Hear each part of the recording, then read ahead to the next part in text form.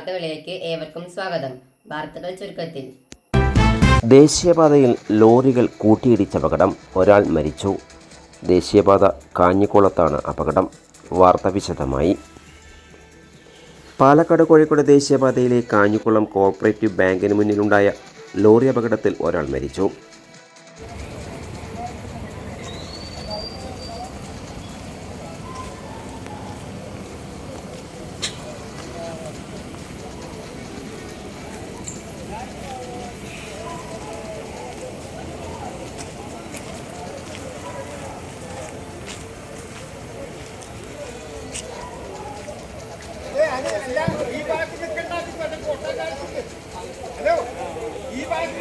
ചെത്തല്ലൂർ മുറേങ്കുണ്ണി പനാങ്കുന്നിലെ ചെരിപ്പുറത്ത് മുഹമ്മദിൻ്റെ മകൻ നസറുദ്ദീനാണ് മരിച്ചത്.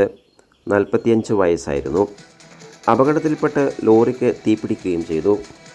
പരിക്കേറ്റ ആളെ പാലക്കാട് ജില്ലാ ആശുപത്രിയിൽ കൊണ്ടുപോയെങ്കിലും ജീവൻ രക്ഷിക്കാനായില്ല. സ്ഥലത്ത് രൂക്ഷമായ ഗതാഗത തടസ്സമുണ്ടായി.